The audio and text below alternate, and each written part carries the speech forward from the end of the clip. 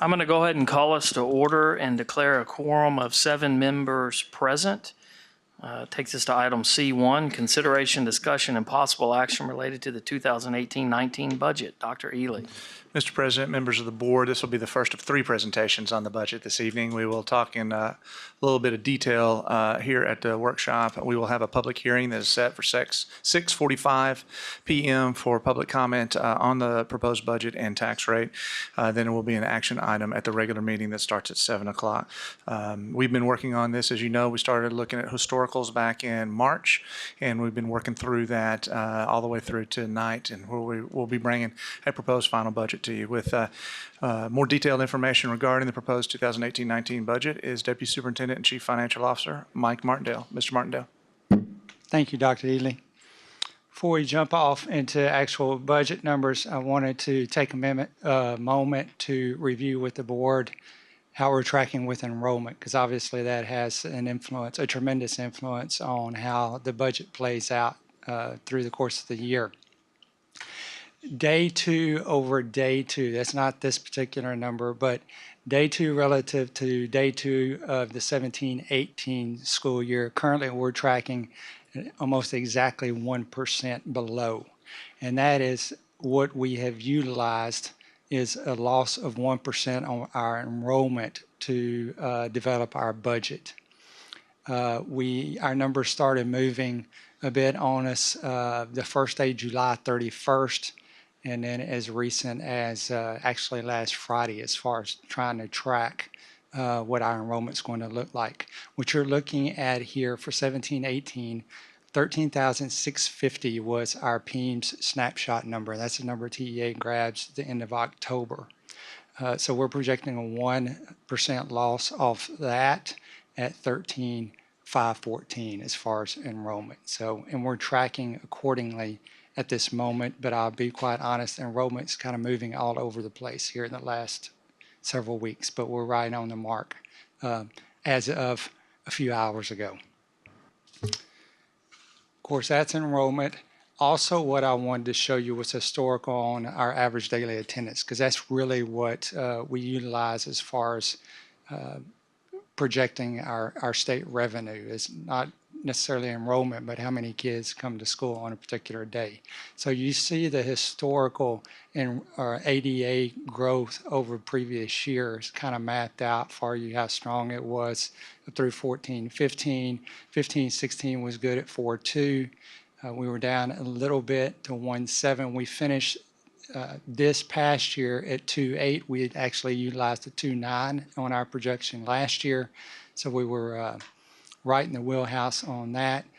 We did have some other weighting in those numbers that actually helped us on a few things, but we were very close with our projections last year as far as ADA.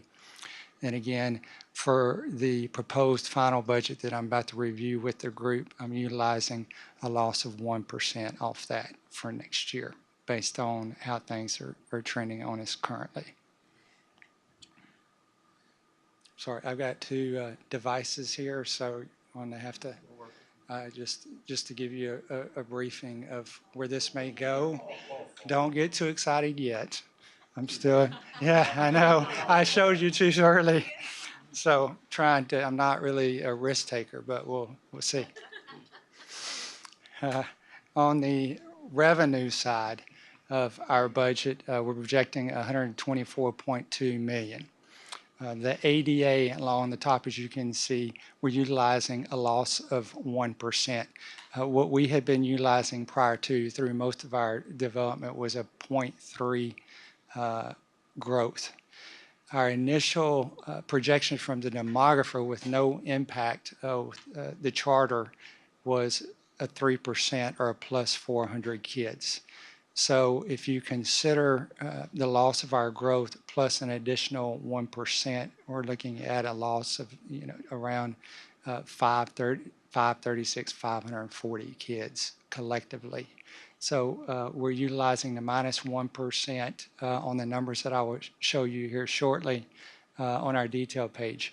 Our local values will settle in at about $104.6 million. That is around 6.75% increase over last year's values. We adopted a 97.6 on local values last year, million. Interest income, we're utilizing $1.2 million, up significantly from what we used in our budget last year, but we've been amending that number up through the course of this year. Co-curricular and other revenues, those are both local revenue pieces also. Co-curricular is pretty self-explanatory. Other revenues, facility rentals, auctioning off of particular items, those types of things. Both of those are not real big revenue pieces, but we did increase our projections on those going into the 18-19 school year. And of course, SHARS, you've seen SHARS kind of evolve through the course of the year. With us, we adopted a $500,000 last year. We're using 1.7 for 18-19. That's reimbursement for Medicaid services, shared health and related services. The next slide, I thought that a visual just captures the story more so than a table. So if you will, there's a number of different numbers there, but obviously the ones that I would ask that you are most apparent is the property tax number at a 104.6, and you can see just visually how much of our actual budget or revenue that makes up in our overall budget. The other numbers along the side, interest income, other co-curricular, the L's, again, those are because those are local revenue pieces. So you could very well just take those numbers and add them in with property tax if you just want to see the local aspect of our collective budget. SHAR, as I mentioned, TRS on behalf, that's an in and out through payroll. So that's really just a wash number. If you will, remember this one. This is the revenue we're projecting with our current ADA as far as available and foundation school payments from the state of Texas. Those are their funding pieces in the current system, $10.3 million from the state. On the appropriations side, we're looking at $128.9 million. I'm going to work my way across the top. Salary adjustments, including health insurance. We added $1.4 million to the budget this year. If you recall, we handled that in June. That provided employees a 1.5% increase off pay grade midpoint and $750 per teacher. In 17-18, those adjustments were $2.1 million. Also in the 1.4 million number is an additional $56,000 to ensure that the high deductible employee only healthcare plan continue to be a zero cost to employees if they so chose to choose that plan. New personnel request, this 3.43 number, that includes new positions and Wellborn. So if you recall, and we've spoke about this several times, $2.4 million for Wellborn Middle School to staff that, and we approved an additional $1.03 million in new positions. There were a few classroom positions in that. A vast majority of that million, if you recall, were to meet the needs of tremendous growth we've had in our special programs, our special populations, almost 130 kids in the last year and a half in that particular program. So we had to catch up with those ads. Last year, if you recall, on Opening Pecan Trail, we added $1.4 million, and then an additional $1 million for new positions. So if you think about our two new schools the last 2 years, we're just under $4 million in new payroll. Our recapture payment, this is where the drop in ADA influences the last set of numbers that we looked at just last month. With a loss of 1% on ADA, we're looking at about a $14.6 million recapture payment. This year, we're settling in at 4.9%. You have this jump because our property values are still going up, and we're projecting a loss of students as opposed to an increase in ADA, which you've got a bigger number and you're dividing it by a smaller number. So that sends that recapture up significantly. Just some quick math, just give you an idea of the impact. if we utilized our 3% growth, demographers told us each percent of ADA has a net influence on our bottom line, primarily through the recapture payment of a little over $700,000. So if we're doing a minus 1%, we were projected 3 originally and grow. That's a 4% swing. That's $2.8 million difference, so just how much, I want you to understand how much those things influence what's going on with us. Capital outlay, we were able to capture a little bit more money there. We've been utilizing $400,000. We got that back up to 7. We adopted over 9 last year.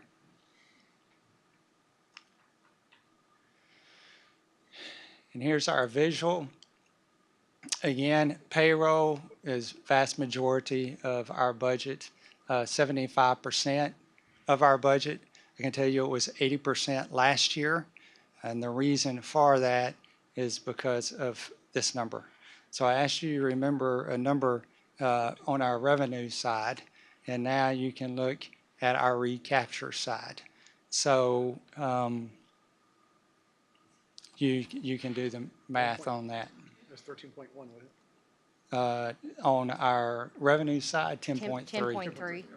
So the state's making $4 million from our taxpayers. 4.3. Just want to point that out. Yes, ma'am. Okay. That's absolutely correct, Ms. Barrett. Our other appropriations, contracted services, 6,200. You'll see this on detail page here momentarily. $8.6 million. Materials and supplies. You know, this is campus budgets, department budgets, so on and so forth. Things, operating, utilities, those types of things go under this particular part of the budget, and there's our capital outlay. But again, vast majority is payroll, 75% again. Recapture has now become 11% of our budget. Therefore, pushing the percentage of payroll makes up of our budget obviously down.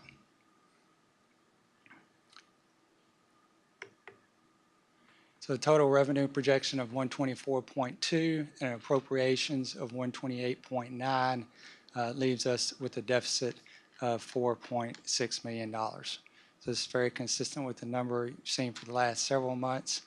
Tremendous amount of work, I can tell you, on behalf of the business office, because when we started moving that enrollment number down, we had to account for that shift in numbers. So the fact that we held water is a positive thing. I'll just perfectly candid with you that we could hold where we were. General fund budgets, I think it's important for us to remember this because we've been able to come in a little cleaner the last several years. It's allowed us to put a few dollars back to, again, position ourselves for this particular situation. We adopted last year a 2.4 deficit. Currently, just through the first week or two of August, I'm projecting a 1.2. I think we'll do even better than that. I think that's a conservative projection at this point. And of course, I've already mentioned on recapture, we were 4.9 this past year that we just settled up. So in the last couple of years, we've put back about 5.2 million.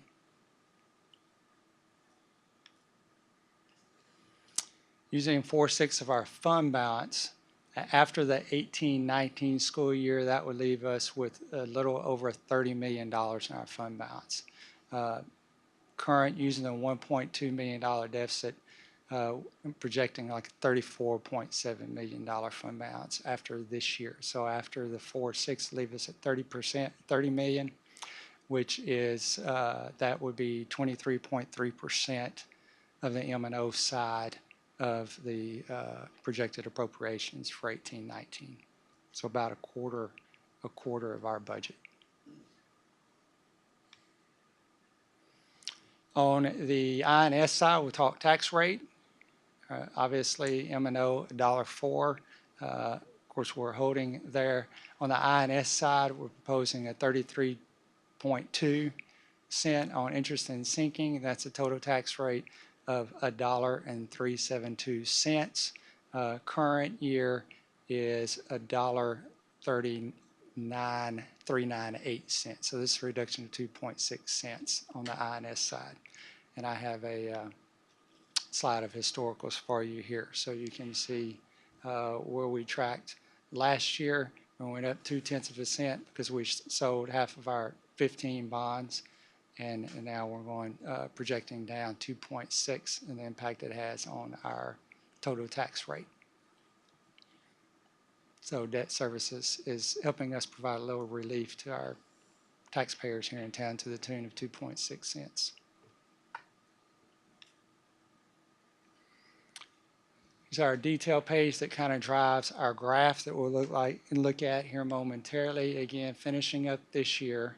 So you see the fund balance projected in 34.7 after this year, if not a little bit better. That's where I'm willing to go at this point in time with another payroll and a couple of weeks left in August. 4.6, this is again the -1 on ADA. All the revenue numbers you've seen earlier, as well as the appropriation side, gets us to the 4.6, or a fund balance of a little over 30 million afterwards. So when we chart this out, it's your fund balance, this bottom number relative to this cash flow number. So if obviously in the black in the out years, just a little bit under that, come 2020, 2021, and then at 1.4 in 21-22. This had been tracking upwards of 3 on us for the last several months. So we've been able to work our way down on that number. And when we graph this, the purple line on the top, this is where we are current, starting 17-18, finishing that year with a $1.2 million deficit, and then tracking out for 18-19 to 19-20. And then you can see where our purple line meets our yellow 17.5% of our appropriations projected for that corresponding year, crosses over or just meets each other at the 2020-21 year. The dotted lines that you see are legislative years. So I think it's just important to understand that our current system, anything after the dotted line could change. So I think it's just that's the thing that I'd like to point out. Legislative, so you're not real, if things stay current, the current system, this is what it will look like. However, understand it could change several times on us between now and then. I believe that's. Be happy to field questions, kind of where we've been tracking for quite some time. Thank you. Can we go back to that previous slide? How comfortable do you feel on the, so the average daily attendance for like 2019, 20, 2021, 21, 22, those are 4%? Those numbers are, when I get the report from demographer, I update these numbers. Okay. So they'll obviously take the data from the beginning of the school here after Labor Day to GeoCode provide us information as we look at our elementaries later this semester, and they will make update projections. And when they do, Mr. Schaefer, I'll go in, and if they move off of these particular, then I adjust at that time. Okay. But these are current with the last demographer's report to us. Which is a challenge considering what we're experiencing at this moment. You good? Let me ask on the 1.2 deficit for this Yes, year. sir. Mm-hmm. We showed a lot of those previous years where we had a deficit projected and actually ended up running a surplus. Not asking you to pull out a crystal ball, but or make any guarantees. Any chance we'll have less negative impact than 1.2? I feel comfortable with that assumption.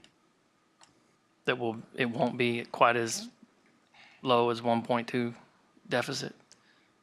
I think that's a worst-case number right now, Okay. Mr. Harris. I got you. So any raising of that at negative 1.2, if that were negative 500,000, let's just say, Right. that's 700,000 better on the fund balance. That raises all of the out years fund balance $700,000. Right, that And so plays that out. works its way out as you go through the out years there. Okay. The 17, 18, we've accounted for a bit adjustment on the revenue side. The one that's difficult is what you're seeing there is an assumption that everything we've appropriated will be spent, and we still have one additional payroll to run for this month and some of those things, and those are big pieces. So depends on what our spending looks like as we finish the year. We have historically underspent our appropriations. Okay. Anything else? And we're doing this twice more tonight? Yes, sir. It'll be a much shorter presentation at the public hearing, and then just a brief talking at the regular board meeting at 7 o'clock. Okay. All right, thank you. Thank you. That takes us to item C2, consideration, discussion, and possible action related to the 2018 state accountability ratings. Dr. Ely. Mr. Harris, members of the board, part of every August is the state of Texas unveiling of the accountability ratings that they assign to public school districts and campuses all across the state of Texas. Those came out and were announced last week on the 15th. What we have for you today is a brief presentation on the accountability results for College Station ISD and all of our campuses that were operating last year. You have had a couple of presentations over the last couple months regarding the A through F system. And this won't be another comprehensive presentation on how the system works, but just a brief reporting on the results of College Station ISD. So to take us through this presentation is our Chief Administrative Officer, Molly Perry. Mrs. Perry. Thank you, Dr. Ely. Members of the board, good evening. As Dr. Ely mentioned, we're going to briefly go through those results. I know you've probably all have an opportunity already to take a look. So without further ado, let's jump in.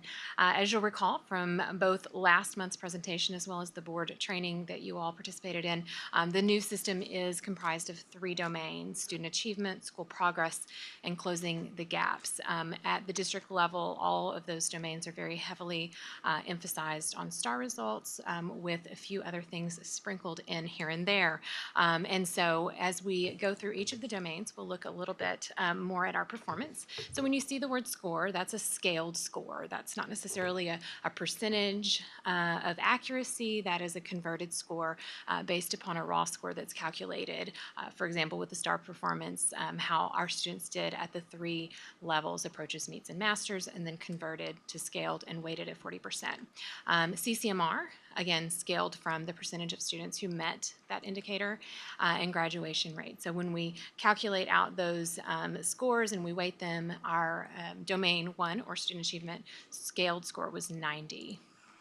In Domain 2, school progress, as you'll recall, there were 2 ways that districts and campuses could be measured here. One was looking at year-over-year performance of a student and whether or not they grew, per se, stayed at the, say, master's level or meets to master's, or how does a district or a campus perform relative to others with the same or similar percentage of economically disadvantaged students. And so the best of those 2 was an 83, and so that's the score that would move forward, so to speak, for the domain of school progress. And then finally, closing the gaps for districts and high schools. These are the indicators that are comprising that particular domain. And so the first one is grade level performance, again, scaling a score from STAR performance. academic growth or graduation rate, because we do have a graduation rate, that is what counts. It's only those districts that don't have a graduation rate or a school, maybe a new high school, that would use academic growth. That score of 50 is very misleading. That does not mean our graduation rate is 50 by any stretch. That means that when we break down all of those individual targets at the 4-year federal rate, the scaled score was 50, and that counts for 10% of the overall domain. Then English language proficiency is looking at TELPAS performance, and then again, student achievement is STAR. So weighting those out, our domain 3 scaled score was 87. So what that looks like when converted to letters is A, B, B, and overall scaled score of 89 would be a B. We met standard with all of our campuses. So there you go. And for distinction designations, we achieved or were assigned, probably is a better terminology there, the following designations. The first 4 are related to academic achievement or STAR performance. And then relative to other similar campuses in those areas, looking at academic growth, post-secondary readiness, and closing the gaps, or that third domain broken down by student groups. Those are campuses who were assigned distinctions. You can get very detailed information online at techschools.com about all of our campuses and all of the scores that comprise this system. With that, I would be happy to answer any questions that you have or hear any comments. And just a reminder to the board and those in the audience that this is the first year for the letter grades for districts across the state of Texas, and those letter grades will be assigned to campuses next year or in August of 2019. Yes. I know we went through that very quickly, but you all have had quite an acclimation to understanding the system prior to this evening, and all of the complexities that go into the almost 12,000 data points and 100-page manual that is needed to interpret these scores. So with that, I'd love to answer any questions. She would love a detailed question on any one of the domains, I'm sure. I have one. I can't help myself. We were at the Schlechte conference about a year and a half, 2 years ago, and on the, I think it was college readiness, we got a D. And now we got an A. It's amazing how that Awesome, works. guys. So prior to the 85th legislative session, there was a sample A through F system that was put out there that provided ratings for districts based on a hypothetical system. And the system that you see before you is quite different than what we were looking at that particular time as a possibility. The commissioner has broad statutory authority, and although there was a lot of input in developing the system ultimately, it was determined by the commissioner and did not look a whole lot like what we saw in those preview reports a year and a half ago. So it's a much different system, and that domain doesn't even exist in the, You mean in the we way didn't that it get did at that better? time. No, I'm kidding. I'm glad they at least. Right. Right. Yes, The sir, it is col- part of another domain. Yes, the college career and military readiness piece, which would be post-secondary readiness, is in both the first and the third domain. Right. And then explain to me a little bit, I mean, I'm very excited to see that we had several elementary schools score high and get distinctions for post-secondary readiness. That would I mean, be I based know those on kids STAR are bright, performance. but what are they evaluated on post-secondary readiness? Do we know? Can you answer that? It's I the don't STAR know that test. I There is can. it is another way of taking the information from the STAR test and extrapolating that to future performance. Yeah. I got it. Okay. I'm glad there wasn't somebody that I could go and ask for another. Told you I point. couldn't help I know. myself. Anyone else have questions? Thank you for the report and all things considered. So as we've said when others have asked us about it, this is one data point. This is one indication of how kids are doing in the when they take a test in the spring of their school years. I think it is somewhat misleading to think that a letter grade sums up the entire educational experience or even what one has learned in an entire year in a particular course, much like you would expect a grade in your math class to represent or your English class to represent. That really represents how well kids did on a test, and they cut it one way in domain 1, they analyze it a different way in domain 2, and they analyze the data a different way in domain 3. So we have a number of indicators of how we're doing, and we look at all of those as we move forward.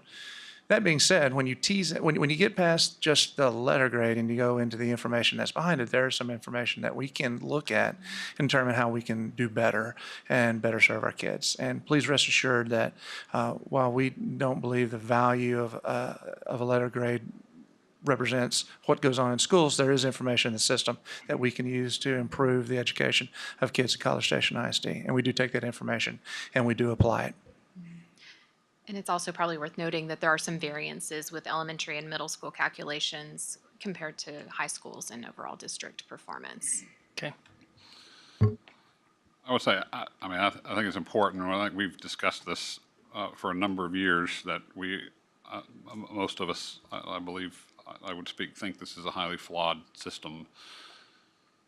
But that's not presented as a highly flawed system to the general public, who will use these grades to make determinations of things. And I believe fundamentally it's probably just as, if not more important, for school districts who do well in this system to call out the flawed nature of the system. Because when you don't do well and you call it a flawed system, people just think that you're being bogus with it, or you're not agreeing with it because you didn't do well. And obviously, I think in the relative scheme of things, we did well from a pure number standpoint, but just fundamentally do not agree with this system at all. I think it's flawed in any number of different ways, and the notion that we would be doing this to school districts across our state, I think, is not in our best interests as a public school system. So. I agree with that. Thank you. Anyone else? Thank you for that. Okay. Thank you. All right. Item C3, consideration, discussion, and possible action related to elementary school boundary adjustment process and timeline. Dr. Ely. Mr. President, members of the board, we've already talked a little bit about the budget and the impact that the charter school is having on decisions that we have to make in regards to staffing and funding our schools going into the 18-19 school year. As you recall, the 2015 bond election, voters authorized us, gave us the authorization to move forward with 3 new additional campuses, a 3rd intermediate school, a 3rd middle school, and our 10th elementary school. Now, normally we would go through the process of adjusting elementary school boundaries to accommodate that additional elementary school a little bit earlier and probably in the springtime. But we made the conscious choice to delay that until the beginning of the 18-19 school year, so we would more fully understand the impact that the new school in town would have on our elementary numbers, and therefore be able to make better decisions regarding the attendance boundaries and be more accurate about them moving forward. So with that in mind, we have a school that will be finished sometime around February or March, but will be opening in August. So we need to have a new attendance boundaries in place for that school opening in just about a year from now to have kids in there. So with that, we want to talk just briefly with the board about a possible timeline about how we would do our work. Also, love to hear the board's discussion about process as we are moving forward. And we have a tentative process that Mr. Martindale will be sharing with you. We'd love to hear your feedback on that. So with that, Mr. Martindale will kind of talk a little bit about 2018 elementary boundary adjustment. It's twofold. I really want to get some dates in front of the group to consider. Really what we're initially trying to begin planning is possible Mondays through the course of October here initially. On October the 1st, this is just initial impression or thoughts on this, and kind of why I'm sharing it with you now so we can discuss and shape this as we need to. Monday, October the 1st, as administration would share 1 to 3 different possible scenarios with you, and with each of those particular scenarios, of course, provide your rationale or the parameters utilized for those particular scenarios. Get feedback from the board. Also hold public hearings for the community on Wednesday, October the 3rd. That would be a noon meeting, and then Thursday, October the 4th at 5:30, just for public comment and get feedback from the community regarding the information we've shared and just any other feedback to consider as we begin to try to shape the zones for to accommodate the opening of Elementary 10. Come back on the 8th with any revisions to the scenarios we presented earlier that are reflective of comments from a public hearing and direction or discussion from the board on October the 1st, and then let that process continue and evolve throughout the following Mondays. As you can see, October 15th, the 8th, 15th, 22nd, and 29th. If during that process we feel like we've gotten to a place that as an administration that we're positioned or feel comfortable with some, we may very well bring a recommendation to the board to consider.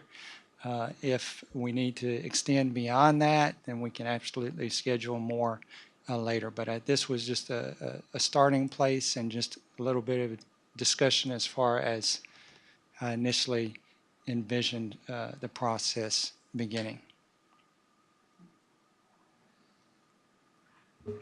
And with that, we'd love to hear Feedback. any I'm sorry. feedback that you would have on the process or what we've just initially laid out. Okay, thank you.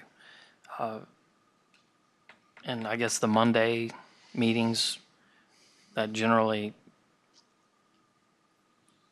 there's less school activity that night? Correct. The Mondays, because typically in the fall, you have Tuesdays, Thursdays, and Fridays with a number of extracurricular events, whether volleyball and then football begins Thursday, Friday, volleyball continues Friday. We're trying to pick a night of the week with the least amount of conflicts, and that's why I went with Monday. I have my calendar in front of me, but I don't have the school calendar, everything plugged in. Are there any holidays or days off, that? Yes, the 8th is Columbus Day. So it's not a holiday, it's a staff development day, so students are not there. Okay.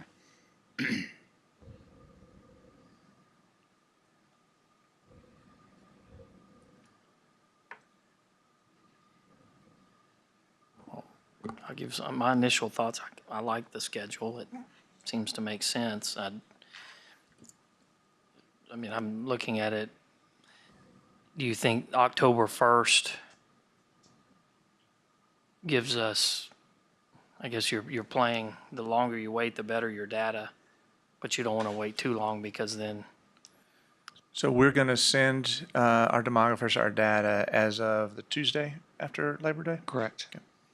So that'll be 2 weeks of data that we have, and we'll be working here to scrub that and make it accurate. And we will, obviously, all of the folks who are no-shows will be out of the data, and most everybody who is delayed in coming to our school for whatever reason will be here by that time. So that's to wait any longer would be harder for us to try to get this done, by the end of October. And we think it's fairly. It'll be good data. okay. Any other thoughts? Any significant problems with what you see on that page? Any suggestions for how to improve it? Just want to make sure we get those public hearing dates out just immediately and just kind of blitz that for our folks so they don't feel like they didn't know about it. Correct. And we chose the 3rd and 4th. Well, we want to offer one during the middle During of the the day, day one and in the then evening. one later in the day to try to provide a flexible opportunity depending on the people's schedule. And do you anticipate setting up another email? Yes, we can do Feedback feedback at thing. CSISD as we've done. Okay. Okay, so then we could gather feedback Certainly. throughout the process via email as well. Certainly, we would continue to share that feedback with you as we get it. Well, and not that this is not incredibly clear here, but just to reiterate this, because I have been inundated for the last couple months with concern about rezoning of 5 through 8. This is elementary. It is not 5 through 8. Yes, sir, this is elementary No, to accommodate the opening of our 10th more for a matter of elementary. public record. Yes, sir. This is, I will add K through 4 to the title, thank you. Okay, no, Mr. Nugent. As crazy as that is, Elementary's I think pretty it's clear. very, very, very five through four. important because that rumor has No. gotten around that it, so it needs to be clear that it's K through 4. again, not that elementary does not cover that. Certainly. Pleased to say I haven't heard that.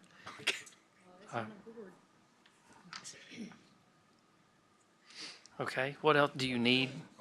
How are Mondays looking okay for everybody? I'm not hearing. I like the Monday because particularly I don't know College Station High School football schedule, but I know with the new way the UIL broke out the districts, Consol's in some of the districts that share a stadium.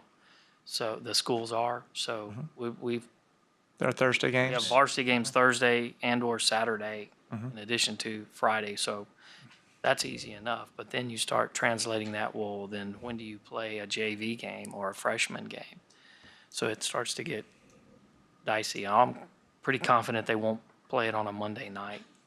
But I guess I'm cautiously optimistic. Or Wednesday at lunch.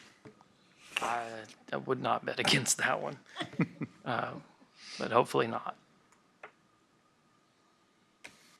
Do you need action tonight or? We do not. We want to just kind of throw it open and have the board discuss, and we can, at the September meeting, we can go ahead and have action on this. You can set the schedule, and that will give us time to be able to start. We're planning on meeting with our demographers. They're coming back and sharing the information with us after the September meeting. But this does not also preclude us from putting these dates on our website as well, just to publicize that. Well, just a question on this. Looking at the times and the dates for the public hearings, we're obviously doing Mondays because, I mean, I think that makes sense. But for the public hearings, we've got a Wednesday at lunch and a Thursday evening. Do we need to try to do a Monday? Or I don't even know if that's possible, but just to throw it out there. We could do the 8th at noon also. I think that's one of the things we were trying to find another couple different days in case Mondays are bad for people, that we wouldn't be precluded. They'll always have the option to send in emails if they can't make one of those meetings. Okay. It's likely we'll get a couple of emails.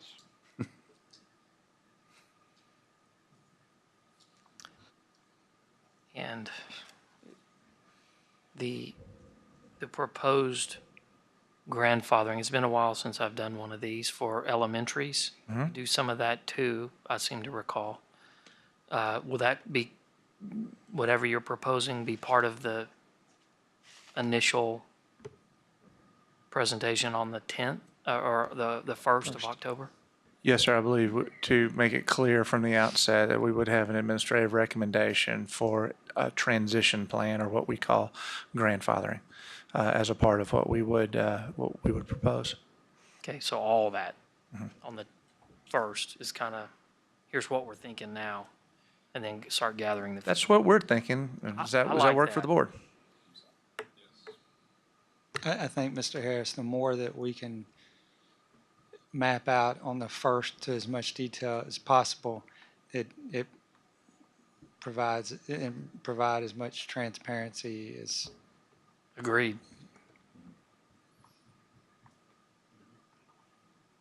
All right, anything else? Any other suggestions, questions? Glad to see Mondays are working. That's great. Yeah, me too. That's good. I like that. Okay. Okay. Then I guess we're done with that. Item C4, consideration, discussion, and possible action related to TASB Board Policy Update 111. Dr. Ely. Thank you, Mr. President, members of the board. All we have right here is an item for you. If there's anything that you would like us to get information back to you in regarding to TASB Board Policy Update 111, that was shared with you last week or the week before. We have that for your approval at the September regular meeting, so a month from now. So is there anything that you would like us to look into and provide some feedback back to you? Hearing none, if you do, please just let me know between now and September, and we can get that information back to everybody. Okay.